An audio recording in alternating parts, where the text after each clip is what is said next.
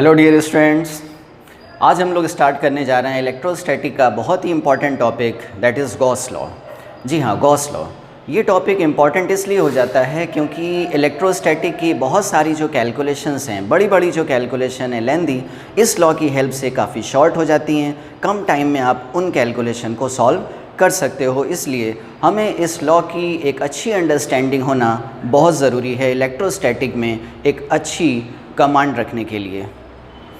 लेकिन before going to start this Gauss law we will have to first have good understanding of these two more topics, that is concept of area vector and electric flux.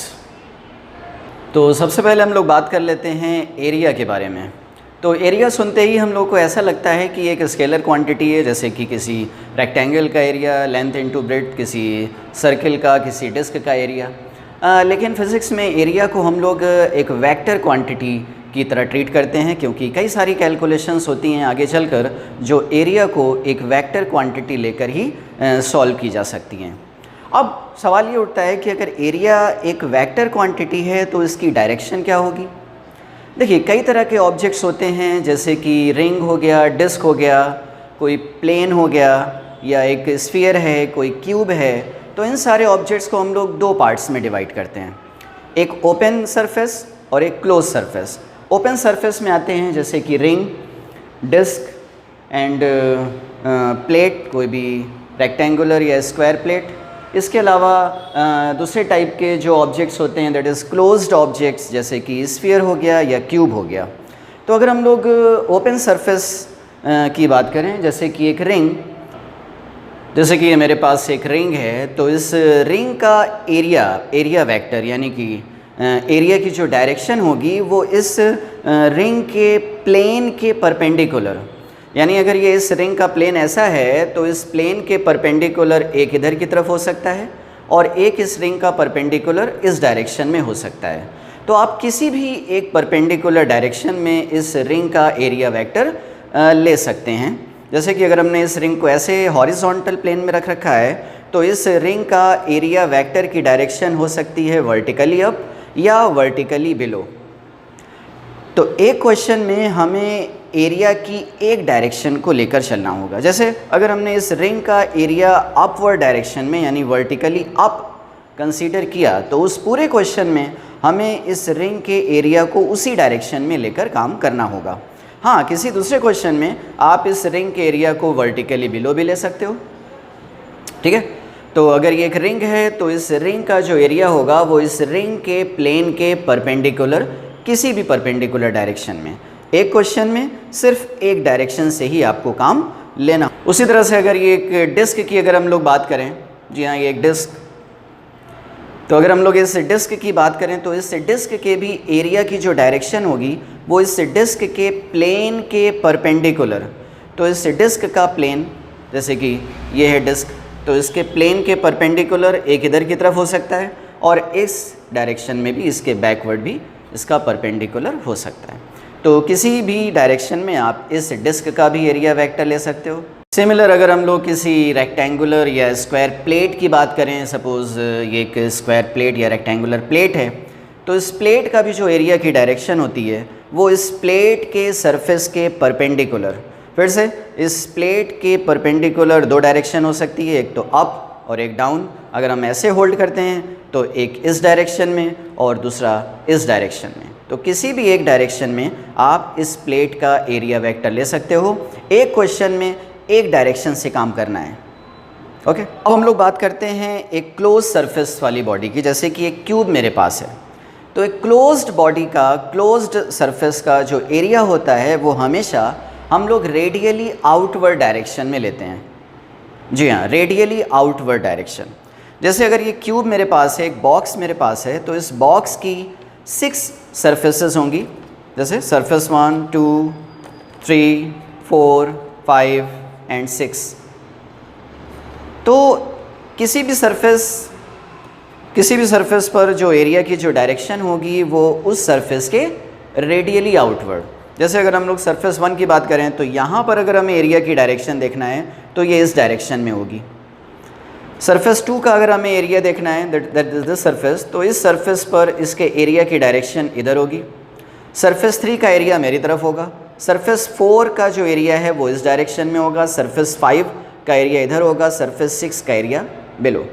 तो इस तरह से हम लोग एक closed surface के area की direction लेते हैं, that is radially outward direction, always radially outward direction.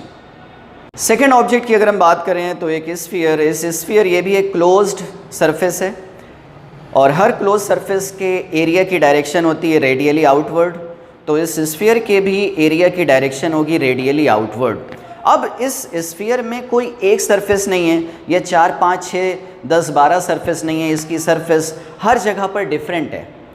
तो जिस जगह पर भी आपको एरिया की डायरेक्शन कैलकुलेट करनी है, फाइंड करनी है, तो उस जगह पर उस सरफेस के जो रेडियली आउटवर्ड डायरेक्शन होगी वो डायरेक्शन होगी उस जगह पर के सरफेस के एरिया की डायरेक्शन। जैसे अगर हम लोग इस टॉप सरफेस पर एरिया की बात करें तो यहाँ पर एरिया की डायरेक्शन होगी वर्टिकली अप। इस जगह पर अगर हम लोग एरिया की बात करें तो यहाँ पर होगी दिस डायरेक्शन में, यहाँ पर एरिया की डायरेक्शन इस डायरेक्शन में। तो जहाँ पर भी आपको इसके एरिया की डायरेक्शन देखनी है उस जगह पर रेडियली आउटवर्ड डायरेक्शन में इस स्फीयर के एरिया की डायरेक्शन होगी। तो इस तरह से हम लोगों ने इन कुछ ऑब्जेक्ट्स के एरिया की डायरेक्शन देखा। फिर से आप देख लें एक बार कि दो तरह के हम लोग सरफेस देख सकते हैं, दो तरह की बॉडीज़ देख सकते हैं, एक तो ओपन सरफेस और दूसरा क्लोज सरफेस। ओपन सरफेस के एरिया की डायरेक्शन उस सरफेस के प्लेन के परपेंडिकुलर, किसी भी एक डायरेक्शन में परपेंडिकुलर, और क्लोज्ड सरफेस के एरिया की डायरेक्शन उस क्लोज्ड सरफेस बॉडी के रेडियली आउटवर्ड। ओके, तो चलिए कुछ एग्जांपल सॉल्व कर लेते हैं। जैसे कि एक प्लेट है जो कि एक्स वाई प्लेन पर रखी हुई है। इसकी एक साइड एक्स एक्सिस के अलॉन्ग और एक साइड वाई एक्सिस के अलॉन्ग है। तो इसका एरिया का जो मैग्नीट्यूड होगा वो सिंपल लेंथ इंटू ब्रेड्थ से आप निकाल सकते हो, that is 2 × 2 that is 4 meter square. But अगर हमें एरिया वेक्टर की बात करें अगर हम, तो इसका एरिया वेक्टर जो होगा वो एक्स वाई प्लेन के किसी भी एक परपेंडिकुलर डायरेक्शन में, जैसे कि या तो प्लस जेड एक्सिस के अलॉन्ग आप ले सकते हो या माइनस जेड एक्सिस के अलॉन्ग ले सकते हो। तो अगर हम लोग एरिया को वेक्टर की तरह अगर हम लोग देखें तो इसका एरिया वेक्टर हो सकता है 4k कैप और -4k कैप। इसका एक और मेथड है, किसी भी स्क्वायर प्लेट का अगर आपको एरिया कैलकुलेट करना हो तो आप सिंपली इसकी दो साइड का क्रॉस प्रोडक्ट से भी आप एरिया वेक्टर कैलकुलेट कर सकते हो, जैसा कि यहाँ पर मैंने सॉल्व किया है। इसके अलावा अगर एक रिंग है जिसका कि रेडियस r है, जो कि अभी एक्स जेड प्लेन पर रखी हुई है, तो इसका भी जो एरिया वेक्टर होगा वो इस रिंग के प्लेन के परपेंडिकुलर, क्योंकि ये एक्स जेड प्लेन पर है तो इसका जो परपेंडिकुलर होगा वो एक तो प्लस वाई एक्सिस के अलॉन्ग होगा और दूसरा माइनस वाई एक्सिस के अलॉन्ग। तो इसका एरिया वेक्टर आप ले सकते हो πr² j कैप और πr² माइनस j कैप। ठीक है, तो ये दो एग्जाम्पल आपको समझ में आए होंगे। तो एक और हम लोग एग्जाम्पल कर लेते हैं, थर्ड एग्जाम्पल। इस बार भी हम लोग एक रेक्टेंगुलर प्लेट ले रहे हैं, लेकिन इस बार इस प्लेट को डिफरेंट तरह से रखा गया है, जैसा कि आप फिगर में देख पा रहे हो। तो पहले आप स्क्रीन को पॉज कर लीजिए और इसको खुद से सॉल्व करने की कोशिश करिए।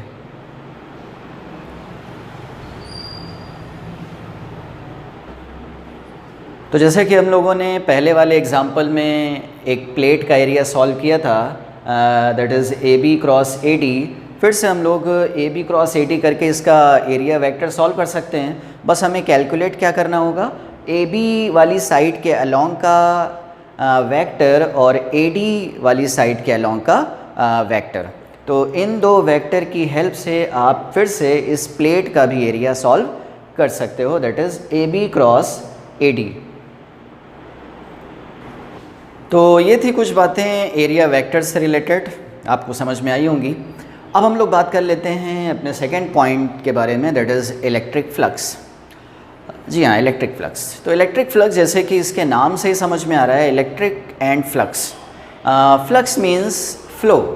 जी हाँ, फ्लक्स मीन्स फ्लो। फ्लो यानी कि एक तरह का प्रवाह। फ्लक्स आप और भी डिफरेंट टर्म्स के साथ में जोड़ सकते हैं, जैसे कि वाटर फ्लक्स, जैसे कि विंड फ्लक्स, जैसे कि हीट फ्लक्स।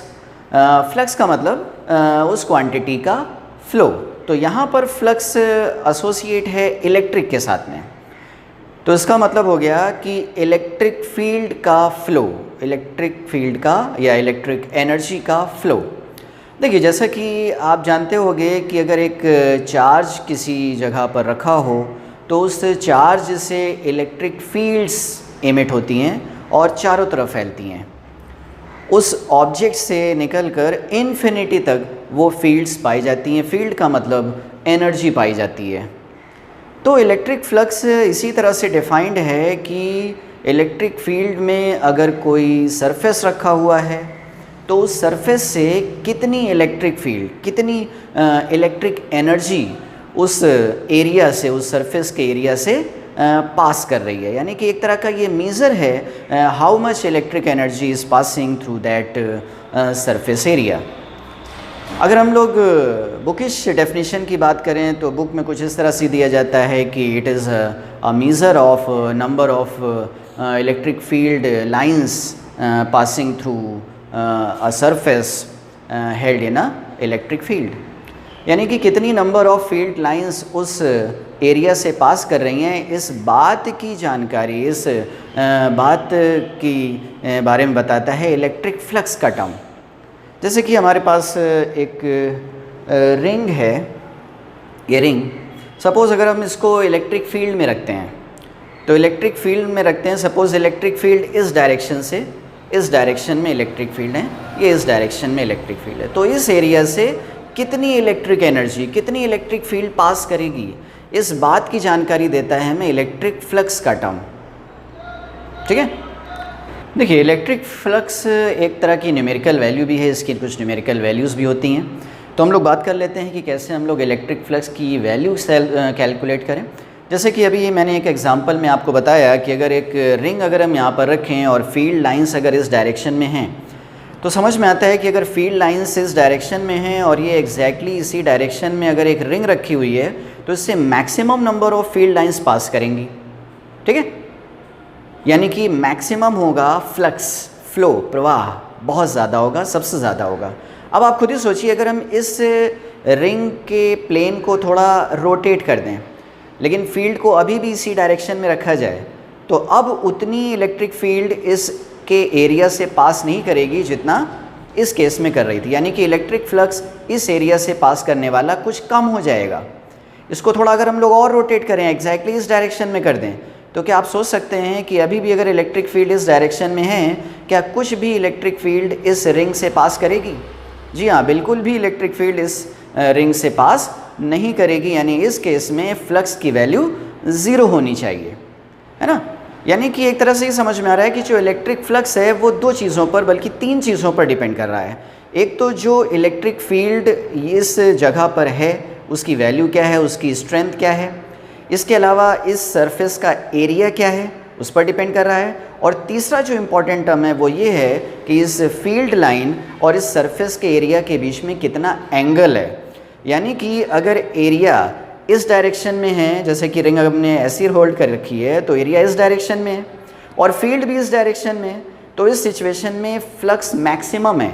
और अगर मैंने इस रिंग को ऐसे कर दिया और फील्ड अभी भी इस डायरेक्शन में, यानी कि इसका एरिया अब ऐसे हो गया, जी हाँ, एरिया अब ऐसे हो गया और फील्ड अभी भी इस डायरेक्शन में है, तो इस केस में इससे पास करने वाला फ्लक्स ज़ीरो हो गया। यानी कि कुछ समझ में आ रहा है कि इस सरफेस के एरिया और फील्ड के बीच में कुछ डॉट प्रोडक्ट के जैसा होना चाहिए। फ्लक्स कैलकुलेट करने के लिए इलेक्ट्रिक फील्ड और एरिया के बीच में डॉट प्रोडक्ट का रिलेशन होना चाहिए, जिससे कि फ्लक्स कैलकुलेट समझ में आ रहा है, फ्लक्स कैलकुलेट किया जा सकता है। देखिए एक और एग्जांपल से हम लोग इसको समझ सकते हैं। मेरे पास एक मग है, तो जैसे कि आप समझ सकते हो, सपोज़ कि ऊपर से रेन ड्रॉप्स आ रही हैं, rain drops exactly vertically downward गिर रही हैं। अब मेरे पास ये एक मग है, तो आप सोच सकते हो कि अगर मैं मग को इस तरह से रखूं, यानी कि इस मग का जो ओपन सरफेस है वो एग्जैक्टली हॉरिजॉन्टल रखूं और rain drops exactly vertically downward गिर रही हैं, तो अगर मैं मग को इस तरह से रखता हूँ तो मैक्सिमम वाटर कलेक्ट होगा इस सिचुएशन में। यानी कि मैक्सिमम वाटर फ्लक्स पास कर रहा होगा इस सिचुएशन में। अब आप खुद ही सोचिए, अगर मैं मग को थोड़ा टिल्ट कर दूं, ये थोड़ा टिल्ट कर दूं, क्या अब इतना वाटर इसमें कलेक्ट हो पाएगा? जी नहीं, बिल्कुल नहीं। अब वाटर कम कलेक्ट होगा। और इसी तरह से अगर मैं मग को और टिल्ट करता जाऊं तो अब इस मग के अंदर वाटर ड्रॉप्स जाएंगी ही नहीं। और अगर एग्जैक्टली मैं इस तरह से कर देता हूं तो अब इसमें कुछ भी वाटर ड्रॉप्स जो कि वर्टिकली डाउनवर्ड जा रही थी नहीं जाएंगी। यानी कि इस सिचुएशन में इससे पास करने वाला फ्लक्स ज़ीरो हो गया और इस सिचुएशन में इसमें पास करने वाला जो फ्लक्स है वो मैक्सिमम होगा। ठीक है, तो ये एक और एग्जांपल से आप फ्लक्स की अंडरस्टैंडिंग बना सकते हैं, इसको आप समझ सकते हैं। ठीक है, तो इन दो एग्जांपल से समझ में आ रहा है कि इलेक्ट्रिक फ्लक्स 3 क्वांटिटी पर डिपेंड कर रहा है।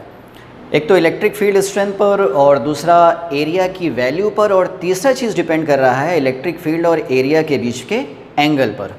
यानी अगर इलेक्ट्रिक फील्ड और एरिया के बीच का एंगल 0 है तो मैक्सिमम इलेक्ट्रिक फ्लक्स पास कर रहा है उस एरिया से, और अगर एरिया वेक्टर और इलेक्ट्रिक फील्ड के बीच का एंगल 90 है तो 0 फ्लक्स।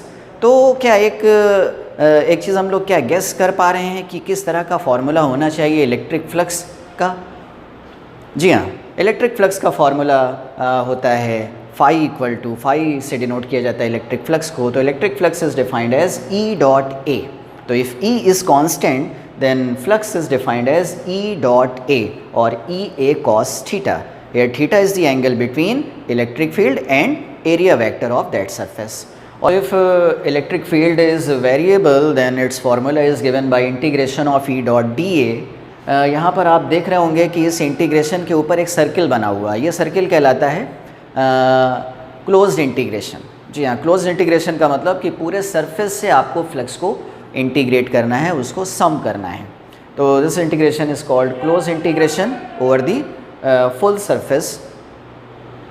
तो कुछ सॉल्व्ड एग्जांपल्स हम लोग देख सकते हैं यहाँ पर। जैसे कि एग्जांपल 1 ऑब्वियस है, यहाँ पर एरिया के ही अलोंग है इलेक्ट्रिक फील्ड, एरिया वेक्टर और इलेक्ट्रिक फील्ड के बीच का एंगल 0 है, तो सिंपल टोटल फ्लक्स हम लोग इस तरह से बता सकते हैं। लेकिन सेकेंड एग्जाम्पल में देखने वाली पॉइंट वाली बात ये है कि यहाँ पर इलेक्ट्रिक फील्ड की डायरेक्शन इस रिंग के प्लेन से एंगल बना रही है 30 डिग्री, जबकि फ्लक्स कैलकुलेट करने में हमें एंगल लेना होता है इलेक्ट्रिक फील्ड और एरिया के बीच में, और यहाँ पर इलेक्ट्रिक फील्ड और प्लेन के बीच का एंगल दिया हुआ है। तो हमें यूज़ करना पड़ेगा एरिया वेक्टर और फील्ड के बीच का angle, that is 60 degree.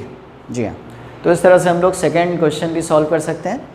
Third example में भी ऑब्वियस है, यहाँ पर पूरा का पूरी इलेक्ट्रिक फील्ड इस रिंग के प्लेन के अलोंग है, यानी इस रिंग का जो एरिया वेक्टर है और इलेक्ट्रिक फील्ड के बीच का एंगल 90 डिग्री है। आपको याद होगा कि रिंग का जो एरिया वेक्टर होता है वो उसके प्लेन के परपेंडिकुलर होता है, तो इस केस में रिंग का एरिया वेक्टर और फील्ड के बीच का एंगल 90 डिग्री है, इसलिए इस केस में फ्लक्स 0 होगा।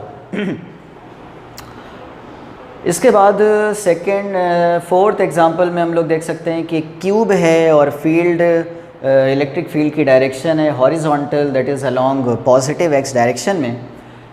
तो यहाँ पर देखिए इस क्यूब के 6 सरफेसेस होते हैं, और इन 6 सरफेसेस में जो 4 सरफेसेस हैं उनका जो एरिया वेक्टर है वो फील्ड के परपेंडिकुलर है। सिर्फ जो 2 शेडेड सरफेसेस हैं उन्हीं का एरिया वेक्टर इस फील्ड के अलोंग है, जैसा कि फिगर में आपको दिख रहा है। तो फर्स्ट वाले सरफेस का अगर एरिया, आपको पता होगा कि एक क्यूब का यानी क्लोज्ड बॉडी का जो एरिया वेक्टर होता है वो रेडियली आउटवर्ड होता है हमेशा।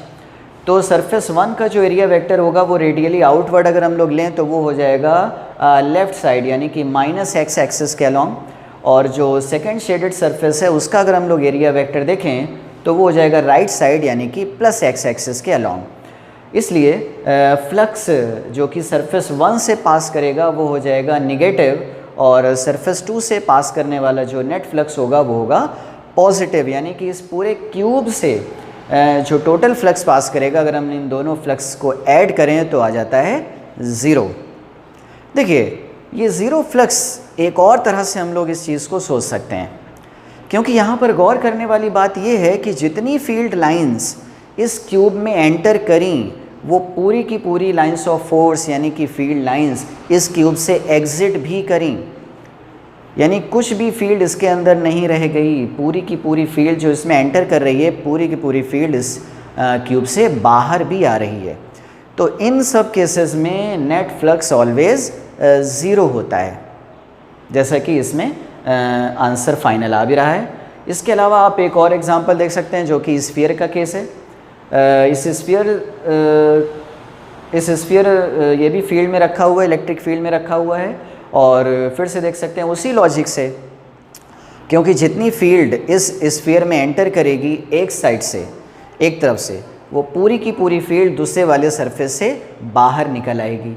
इसलिए इस केस में भी जो टोटल फ्लक्स इस स्फीयर से पास कर रहा है वो अगेन ज़ीरो हो जाएगा। एक और एग्जांपल में आप इसको देख सकते हो, जैसे कि एक अगर पॉइंट चार्ज अगर इस स्फीयर के बाहर भी रख दिया जाए, तो ऐसे में भी इस पॉइंट चार्ज से निकलने वाली जो फील्ड लाइंस होंगी वो इस फिगर में आपको दिखाई गई हैं। और यहाँ पर भी आप देख रहे हो कि जितनी लाइंस ऑफ फोर्स इस स्फीयर में एंटर कर रही हैं, भले ही वो यूनिफॉर्म ना हो, भले ही वो सेम वैल्यू की ना हो, भले ही वो पैरेलल ना हो, लेकिन जितनी भी फील्ड लाइंस इस स्फीयर में एंटर कर रही हैं वो पूरी की पूरी फील्ड लाइंस इस स्फीयर से बाहर भी निकल रही हैं।